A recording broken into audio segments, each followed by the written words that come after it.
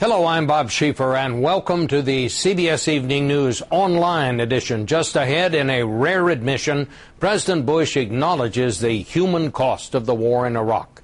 John Roberts will have the story. Also, we'll have the inside story on why home heating costs have skyrocketed and how homeowners are coping. And sharing the blame for the Katrina mess. Emails reveal more about the performance of Louisiana's governor. It's all starting now on the CBS Evening News online edition. It won't be perfect, but it will be pivotal. That is how the president described this week's elections in Iraq. He called it a turning point, but he confirmed it is a turning point that has come at a price. More than 2,100 Americans killed, and for the first time, he said in a speech today, the number of Iraqi dead stands at approximately 30,000. The president spoke at the World Affairs Council in Philadelphia. John Roberts reports from the White House. It was a rare acknowledgement of the costs in Iraq. In an unusual question and answer following his speech today, President Bush gave a casualty count from the war. How many Iraqi citizens have died in this war? I would say 30,000, more or less, have died as a result of the initial incursion and the ongoing violence against Iraqis. We've lost about 2,140 of our own troops in Iraq. The Iraqi figure wasn't official, the White House said, just what President Bush had heard on the news. But he's under pressure to be more open about Iraq ahead of Thursday's elections. What the president predicted will be a watershed moment. Thanks to the courage of the Iraqi people, the year 2005 will be recorded as a turning point in the history of Iraq, the history of the Middle East, and the history of freedom. 5, 6, stop. The president also hopes it will be a chance to reduce the number of U.S. troops in Iraq.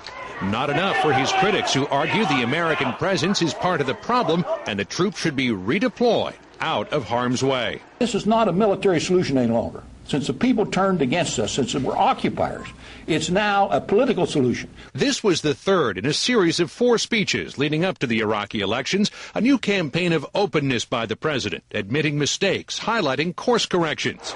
But he refused to give any ground on a tough question that still lingers, why he continues to link Iraq to the attacks on America when no link has ever been found. 9/11 changed my look on foreign policy, and I made a tough decision. And knowing what I know today, I'd make the decision again. Removing Saddam Hussein makes this world a better place and America a safer country.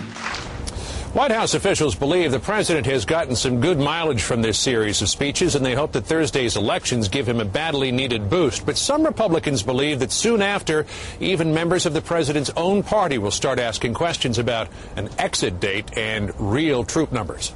Bob? Is this the first time, John, that the president has made an estimate of how many Iraqis have died in the war? I've never heard that before. I haven't heard it either, Bob. I think that this is, I think it's safe to say that this is the first time he's made that estimate. In fact, up until recently, he wouldn't even talk numbers of American casualties, but he's freely talking about those numbers now. Okay, well, thanks, John. On average, homeowners are expected to pay at least $250 more this winter than last. Jim Axelrod now with the inside story. 25 minus 13. Nikki Wilson wishes that doing the math meant nothing more troubling than helping her son with his homework. And they're ready to shut off my gas. They're telling me. But still behind on last year's heating bill. She's looking at a 30% hike in her natural gas prices this year and has no idea how to make the numbers work. Right now, I can't even get any gifts for Christmas. My son maybe have like one gift because I know that I have to pay the bills and make sure I have a roof over my head. It's not like we didn't know this was coming. The damage to oil and natural gas pipelines done by Hurricanes Katrina and Rita has reduced supplies from the Gulf by 1/3 to 1/2. Natural gas prices alone could spike by as much as 50%. Even people like Nikki, who makes $42,000 a year, suddenly find themselves strapped. I have to borrow from family members just to make ends meet. With the price of heating now, this is no longer a matter of just another blanket on the bed or lowering the thermostat a few more degrees. It's in our heads in a way it's never been before, and it's dictating, or should be dictating, a lot of decisions about the way we live. A well-designed house is going to cost you half as much to heat as a poorly designed house. And with today's heating costs, that's a lot of money. By well-designed, developer Patty Steinschneider means double-paned windows with a thin layer of gas that keeps heat in and cold out, or allowing for more insulation. The thickness, the depth of these rafters is such that we can put more insulation, more thickness of insulation, which there's more space in there to put insulation into? Exactly. But those are new homes yet to be built.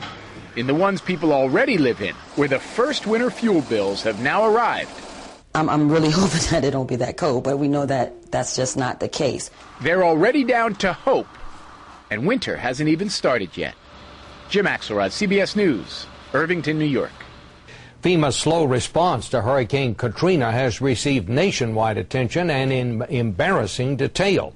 Well, now some documents have just come to light about the response to Katrina by the Louisiana governor's office. Here's Bob Orr with more on that.